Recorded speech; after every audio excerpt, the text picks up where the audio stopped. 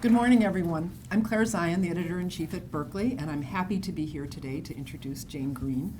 But first, I just want to take a minute to say thank you to everyone here in this room today. Last year at this same event, my colleague Craig Burke told you that Berkeley was very proud of the fact that for 2 years in a row, we had had more books picked for the Library Reads list than any other imprint at Penguin.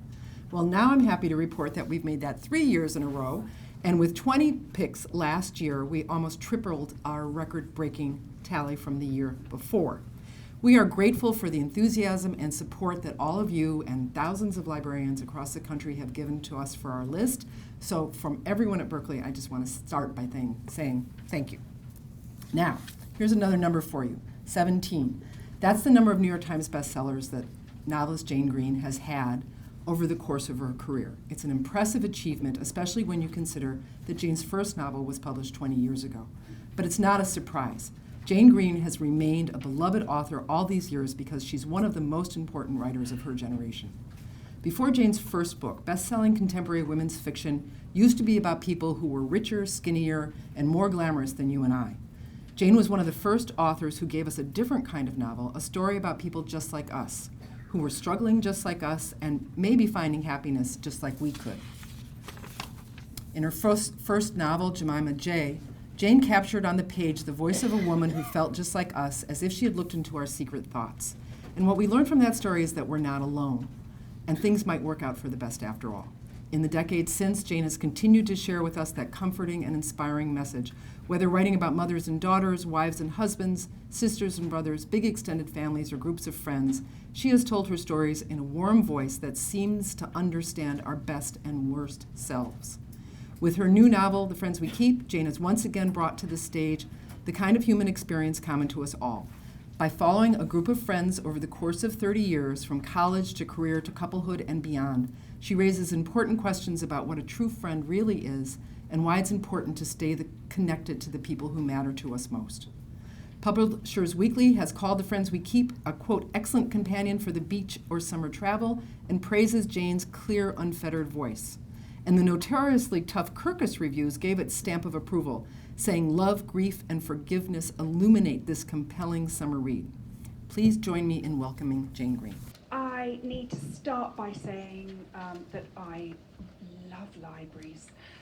As a teenager, I spent many, many happy hours smoking outside libraries. I also love librarians because over the course of my 23-year career, I've met quite a few librarians. I've also partied with quite a few librarians. You're like nurses. Everybody thinks you're very sort of straight-laced and staid until you get a drink or two in you. So I'm really sorry I won't be here at the end of the day for the cocktail bit.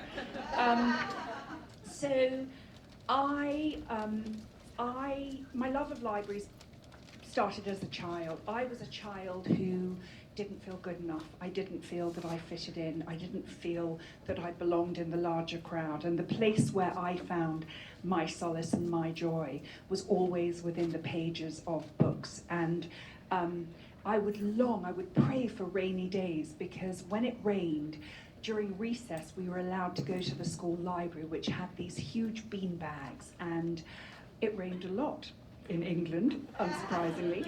And so I spent an awful lot of time, and I fell in love actually with America through the books that I was reading then, through Laura Ingalls Wilder and Susan Coolidge and Louisa May Alcott. I also fell in love with beanbags and the concept generally of lying around doing nothing, but that's another story. I became a writer because I was a reader. And when I was 27, a friend of mine wrote a book, and she phoned me up and said, I've written a book. And I said, well, that's nice. She was an art historian, I was a journalist. And the next phone call was a couple of weeks later, and she said, guess what? I've got a publishing deal. And I remember thinking, hang on a minute, I'm the writer. If she can do this, I can do this. And so, somewhat naively, I left my job. I was working for the Daily Express as a feature writer, and I gave myself, I think it was 6 weeks or 2 months to write a book and get a publishing deal.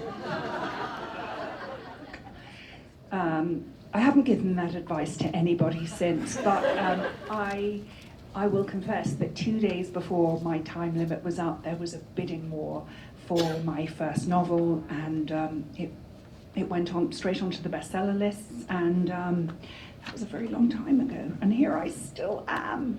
So The Friends We Keep, as you heard from Claire, is my 20th novel.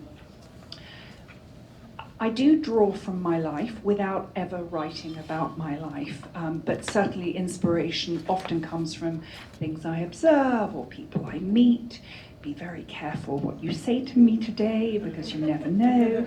And so when I started thinking about this novel, you know, I live in suburbia, I live in Westport, Connecticut, not an awful lot goes on.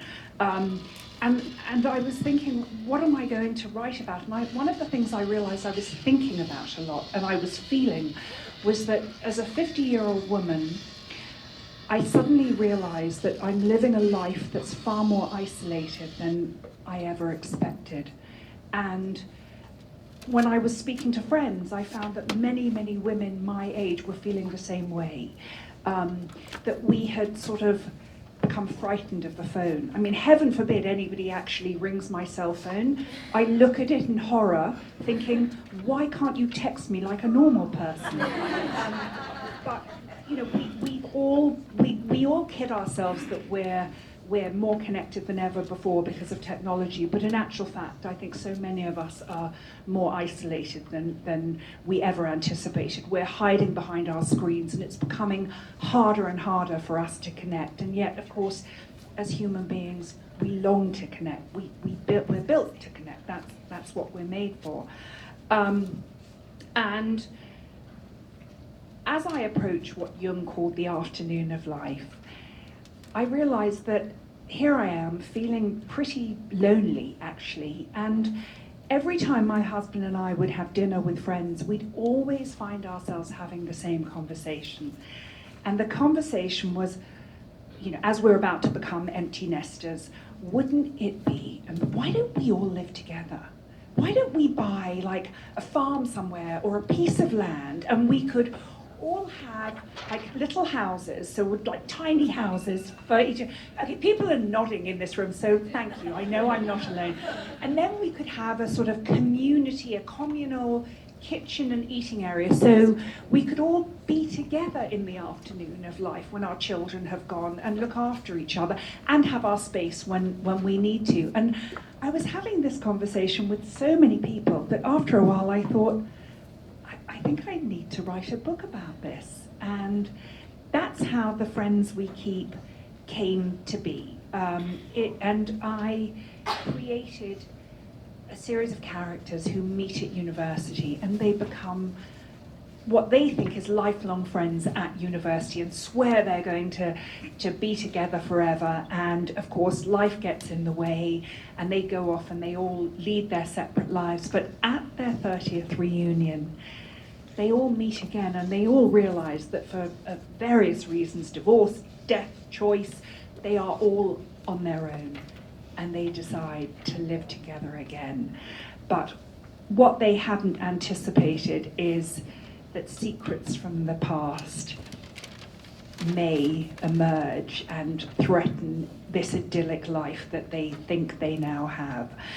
So that is The Friends We Keep. It's really a book about friendship. It's about family of choice, as so many of my books are. And it's about, Craig Burke said to me earlier today, which was lovely, it's about how the friends who knew you when are the friends who know you best. And really that especially as you get older, friendships are the most important things in life. I live in Westport, Connecticut.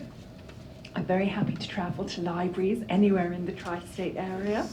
And I'd just like to say, if you love this book, please tell everyone you know. And if you read this book and hate it, please just tell no one. And thank you for inviting me. I feel truly honoured to be sitting up here with these amazing authors and a room full of wonderful librarians. Thank you.